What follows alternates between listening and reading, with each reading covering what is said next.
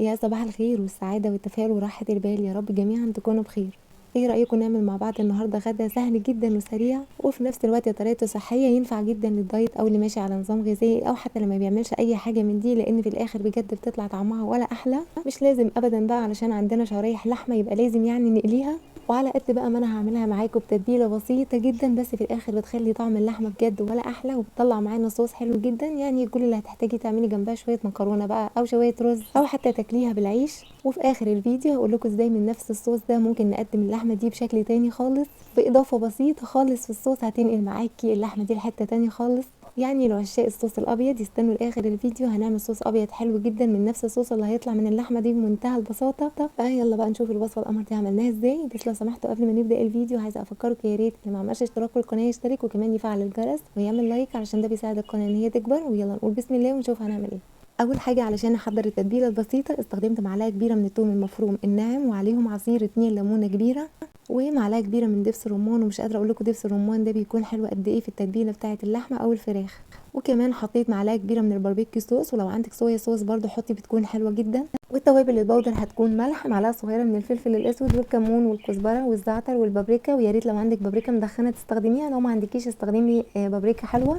ونص معلقه صغيره من الحبهان المطحون، ونص معلقه صغيره من السبع بهارات. وبس كده، هي دي التوابل اللي احنا هنتبل بيها شرايح اللحمه. ويا ريت قبل ما ابدا اتبل اللحمه بحط في الطبق اللي انا هتبل فيه معلقه كده من التتبيله. وشرايح اللحمه دي انا ما دقتهاش ابدا، انا عايزه سمكها يكون سميك شويه، مش عايزاها تكون رفيعه لان احنا طبعا مش هنقليها، فمش محتاجه ان سمكها يكون رفيع، لكن طبعا دي حسب الرغبه، لو انت عايزه تدقيها مفيش مشكله. وزي ما انتم شايفين كل ما بحط شريحه بتبلها كده بحاجه بسيطه من التتبيله. والتتبيله اللي انا عملتها دي لكيلو من اللحمه. ويا ريت بعد ما تتبلي اللحمه تسيبيها في التتبيله كده يعني مش اقل من ساعتين 3، ويا ريت لو قبل بيوم، لان اللحوم عموما كل ما بتقعد في التتبيله كل ما بتكون احسن. وفي طاسه بقى او على الجريل وحطيت معلقه كبيره مليانه من الزبده، وعليهم معلقتين كده من الزيت علشان الزبده ما تتحرقش، وكان عندي كمان قطعتين كده من الدهن جايين مع اللحمه فحطيتهم في الزبده. ولو انت عندك قطع دهن كتير او حتى قطع ليا بتكون حلوه جدا، مش لازم بقى تستخدمي ولا زبده ولا زيت، وبتكون على فكره اصح. وبعد ما الزبده ساحت نزلت عليها معلقه صغيره كده من الثوم المفروم الناعم، شوحتها تشويحه بسيطه كده. المهم ان النار تكون عاليه جدا والزيت والزبده يكونوا سخنين جدا، علشان انا عايزه اول ما انزل بشرايح اللحمه كده تاخد طبه، لان طبعا احنا مش هندخلها الفرن، فانا عايزاها تاخد لون حلو. واول ما بنزل بشرايح اللحمه على نار عاليه ما بقلبهاش كده شويه لغايه لما تاخد لون من على الجنب ده، ببدا اقلبها على الجنب التاني لغايه لما شرايح اللحم كلها تاخد اللون المتحمر القمر اللي انتوا شايفينه ده. وبعد كده بغطي اللحمه بقى بالميه السخنه. اهم حاجه ما تزوديش كميه الميه قوي، لان احنا مش بنسلق اللحمه، احنا عايزينها بس تستوي مع المتابعه طبعا، لان ممكن تحتاجي ميه اثناء التسويه. وهغطيها بقى واسيبها تستوي على نار متوسطه. المهم ان انا مش عايزه الميه اللي احنا حطيناها تنشف برده قوي، علشان انا عايزه اللحمه تعمل صوص، لان الصوص ده بيكون حلو جدا سواء انت بقى عملتي جنبها رز او مكرونه. وانا بقى علشان كنت عامله جنبها مكرونه، فاخدت معلقتين كده من صلصه المكرونه وحطيتهم وقلبتهم مع اللحمه، بتدي طعم ولون حلوين جدا.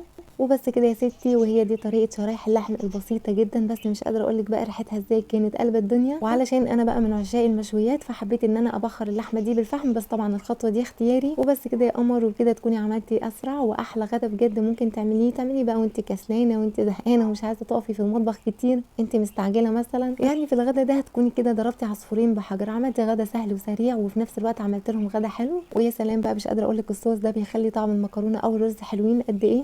واللحمه كانت مستويه جدا. ومن الافضل يعني لو انت هتعملي شرايح اللحمه بالطريقه دي بلاش تدقيها، يعني بلاش تخلي سمكها يكون رفيع قوي، لان في الوصفه دي كل ما اللحمه بتكون سميكه شويه كل ما بتكون احلى. وبما ان انا بقى من النوع اللي بحب ارضي جميع الاطراف في البيت، وعلشان انا كمان من عشاق الصوص الابيض فاسكت لا طبعا لازم نستغل الصوص القمر ده. انا سبت شويه صوص كده صغيرين في الاخر، وحطيت عليه معلقه كبيره ممسوحه من الدقيق. يا ريت بلاش تزودي الدقيق عن كده علشان الصوص ما يكونش قوامه تقيل. وهقلب بقى الدقيق مع الصوص ده شويه علشان الدقيق يستوي. ونزلت عليه بكوبايه بس من اللبن، وطبعا قوام الكريمه بيكون حسب الرغبه، يعني بعد ما تقلبي كده لو لقيتي قوام الكريمه تقيل وانت عايزاه خفيف تقدري تزودي لبن او ميه مفيش مشكله. وزودت بقى على الصوص توابل بسيطه جدا، يعني رشه زعتر، رشه فلفل اسود وكمون، زودت الملح شويه حاجه بسيطه. وبس كده، هو مش محتاج اي توابل تاني لان طبعا الصوص كان فيه توابل كتير وحلوه جدا. وبعد ما الصوص يغلي حطيت فيه بس شريحتين من اللحمه اللي احنا كنا محضرينها، وبس كده. وبكده اكون عملت طريقه تانية للحمه. وانا بصراحه حسيت ان انا عملت طريقه تانية وانا ما عملتش اي حاجه، لان انا فعلا ما عملتش حاجه، يعني انا كل اللي عملته زودت بس شويه دقيق على شويه لبن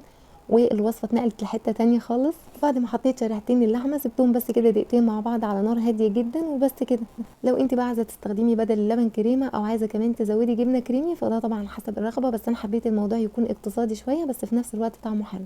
ويا سلام بقى على الصوص الابيض ده على المكرونه، كان بجد ولا احلى. وبس كده، وعلى قد ما الفيديو بتاعنا النهارده كان بسيط وسريع بس كانت الوصفه حلوه جدا. نتقابل على خير ان شاء الله في فيديو جديد، واسيبكم في امان الله وحفظه. بس لو سمحتوا ما تنسوش لو انتوا استفدتوا من الفيديو ده ولو بحاجه بسيطه ما تنسوش تدعموني بالاشتراك في القناه، وكمان ما تنسوش تعملوا لايك وشير، وربنا يحسن ما بين ايديكم، وبحبكم في الله.